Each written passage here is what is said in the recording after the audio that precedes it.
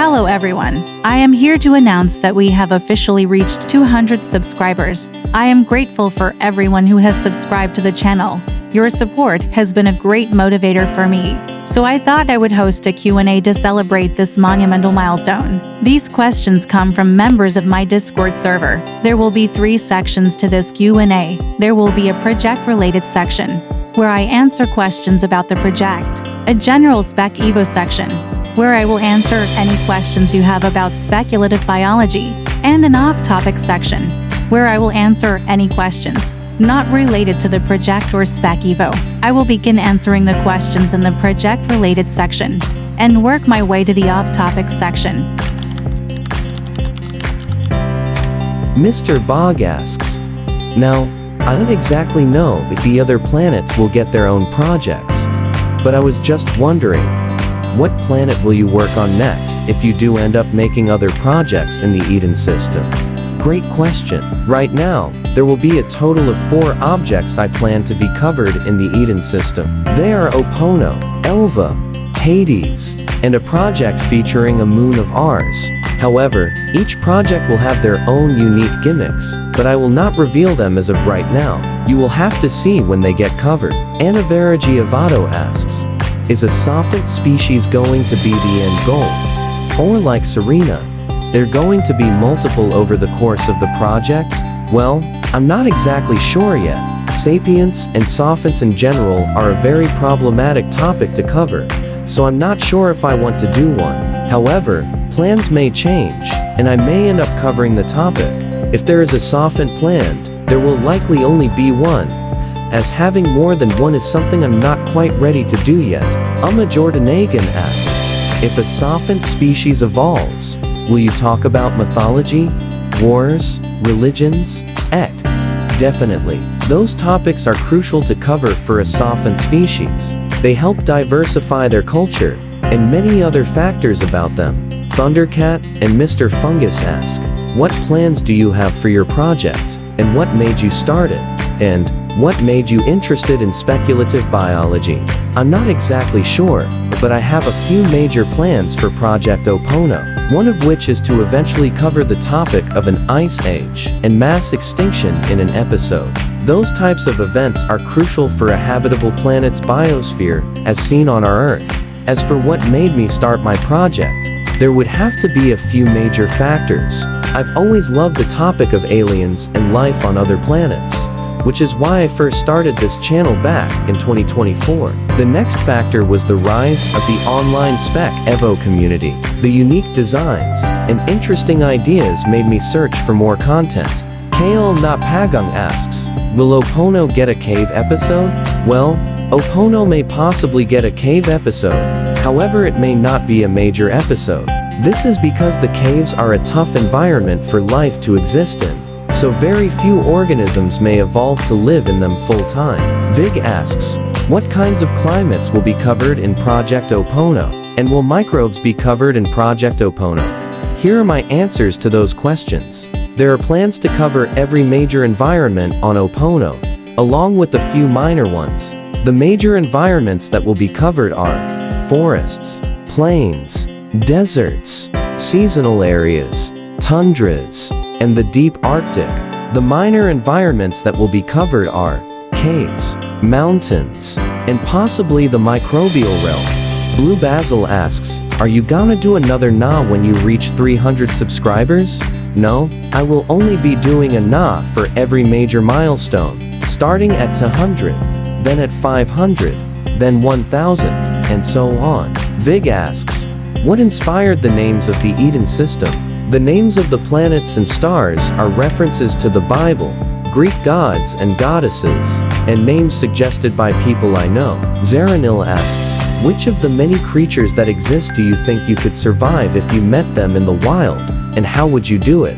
Honestly, I think I could survive everything apart from the planet's most defensive, predatory, and aggressive organisms. Most of the organisms are quite dumb, so they won't be a threat. However, organisms like the Carchariapsari, Ramphistodontia, and Listricmatia will kill me in a matter of seconds. Watermelon asks, what Opono lifeform could survive on Earth? or a kind of better Mars, none of the organisms could survive Earth or Mars because of Opono's higher oxygen levels compared to both. If they were to be placed on Earth or Mars, they would suffocate almost immediately. Tesselary asks, question, egg or no egg? Egg. There will always be egg. We must worship the egg. Dinosaur Dude asks, what are your top 5 creatures from your project? If I had to pick only 5, I would pick the following: the Thicalizer, Futatacarida, Lystricmatia, Lolligotesta, and the Macrozoid. These 5 creatures are my favorites of the entire project, mainly due to their unique niches, lifestyle, and general appearance. Biology Dude asks, will you ever make a video with your real voice? Eventually. Currently, I'm not quite confident enough to reveal my voice in a video. However, once I am, I will start voicing my videos instead of using this text-to-speech voice. Vig asks, will immune systems ever be covered in Oponos? Definitely yes. Once we get to talking about illnesses and infection, covering immune systems will be critical. Dinosaur Dude asks, what projects do you take the most inspiration from, and what are some examples of this? My main inspirations were the following projects: Alien Biospheres, Project Makaraji, Your Project, Project Zira, and Project Mira. These few projects are what lead me to where I am today. And if it weren't for them, Opono would not exist. So I very highly suggest you all check them out after finishing the video, as they are amazing projects. As for examples of inspiration, there are a few examples from Makaraji, Your Project, Zira, and Mira. The Makaraji organisms that inspired some Opono organisms are the Viata, Guscata, Primanti, a scrapped Viata descendant with an exoskeleton, the Glacophagal, Ingona, and the Altata. The Zira organisms that inspired some Opono organisms are the Phidiastoma and Rhamphopragma, and the Mira organisms that inspired some Opono organisms are the Planosoma, Leschistoma, and Sculicoform. These creatures inspired my Diobrachid, Panoplosoma, Phalanosoma, Forasosa, Trogontasphyto, Futotacarata, Panocato, Macrosoma, Calamitragon, Calbopla, and one of my land dwellers. There are obviously more examples than these, but if I were to list them all, we would be here all day. Zeranil asks, what is your favorite planet in your known project so far? I don't have one particular favorite planet, as they are all of my creation, but I am currently working on a side project named Project Redacted, and the organisms I've designed are a few of my favorite designs I've ever made. Now we will move on to the broader Spec Evo related questions. VGG asks, do you have any advice on doing speculative biology? Yes, in fact I do have some advice. First, you should think of what you want to do for your project. Do you want an Earth-like planet or a wildly different planet? Do you want clear distinctions between plants and animals? Or do you want those lines blurred? And so on. Second, look to other projects for inspiration. Channels such as Bibluridian, Project Solare, Artifection, and Project Methania offer great examples for how to build a biosphere and planets. However, if you are more interested in future Earth life, projects such as the Solkesh Bestri are excellent examples of some of the life forms that may inhabit a future Earth. Lastly, have fun! You don't have to follow any major Earth rules, such as appearance and body shape. As long as they are scientifically feasible for your specific idea, you can do anything you want.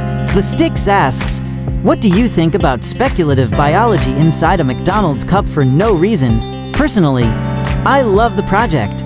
The idea of life inside a McDonald's cup, the creature designs and concepts are both cool and weird in their own unique way. You all should definitely go watch it if you haven't already. It has even inspired me to think of how life would evolve in other everyday objects, and I may cover my ideas in a future series. Tardigrade asks, what is better, Darwin 4 or the Teeming Universe? Honestly, I can't decide. Both are amazing projects, each with their own cool ideas, designs, and life forms. So it would be a crime to say that one is better than the other, as it would make the other look like an inferior project, at least in my opinion. Zaranil asks, what would you say is the coolest creature in Spec Evo so far? Those are some tough questions to answer, honestly. There are many cool creatures in the Spec Evo community, so it would be impossible to choose just one coolest creature, but I do have a few top picks.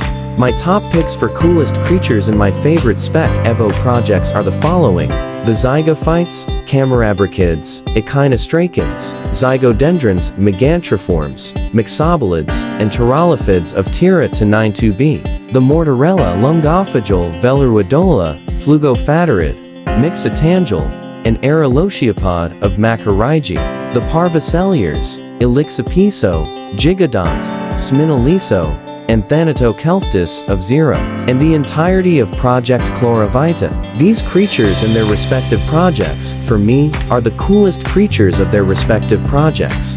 Their ideas and appearances range from cool, to weird, to downright creepy, which is why I consider them the coolest creatures of my favorite projects. Zaranil also asks, are there any creatures in Spec Evo that you think you could fight? Honestly, I could fight any Spec Evo creature that is smaller or weaker than me.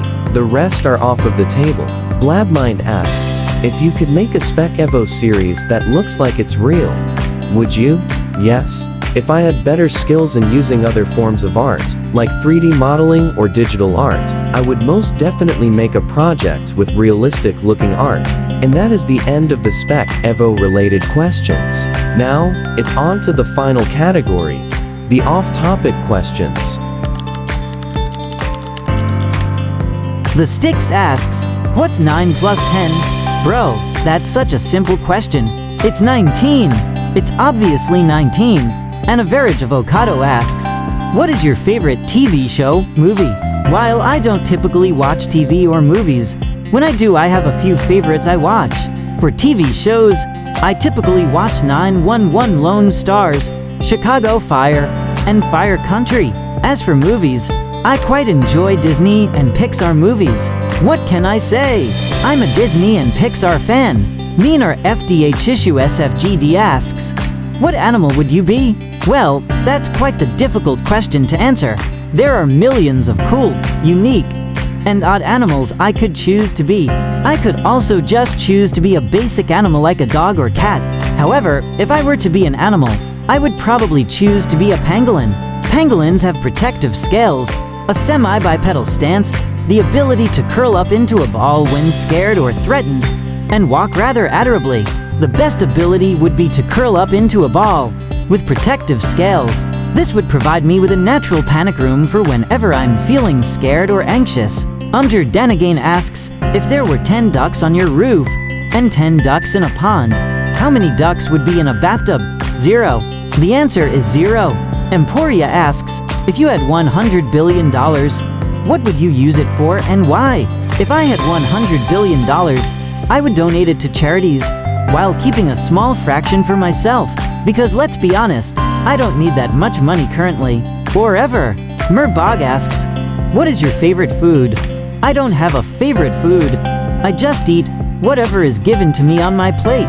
VGG asks, have you ever played Geometry Dash or D&D? And if so, what are your opinions on them?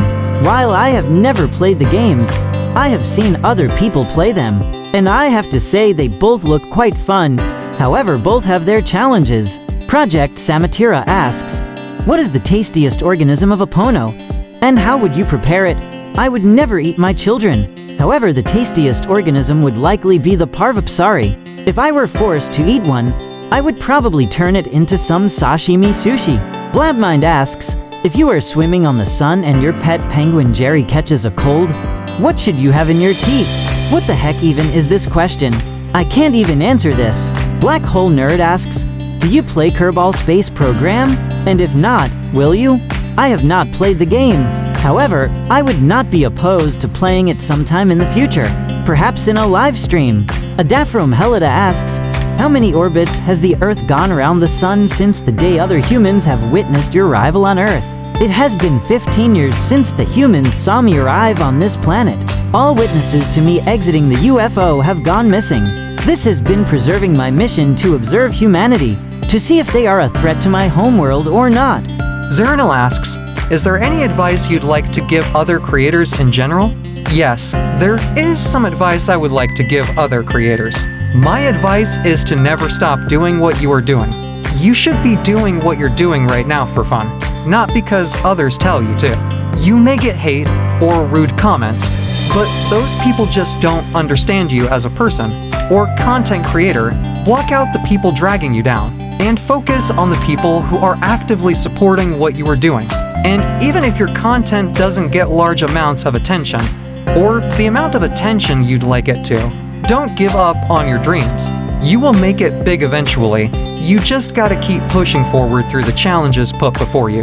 Blapmind asks, if you are flying through the desert and your boat gets a flat tire, what should you have in your pockets? Bro, what is with these strange questions? I can't even give a response to this. And with that, we have reached the end of the Project Opono 200 subscriber Q&A. Thank you to everyone in the Discord server who submitted questions for this Q&A. However, there is a big announcement I would like to make before we end today's video. In celebration of reaching 200 subscribers, on top of hosting this Q&A, I am here to announce the start of a side project. This project is one that I've been developing quietly in the background, and those in the Discord server have already seen it. Here's how I will do this side project. For every major episode of Project Opono I will release one episode of this new side project. I hope you are excited for Project Tokitas.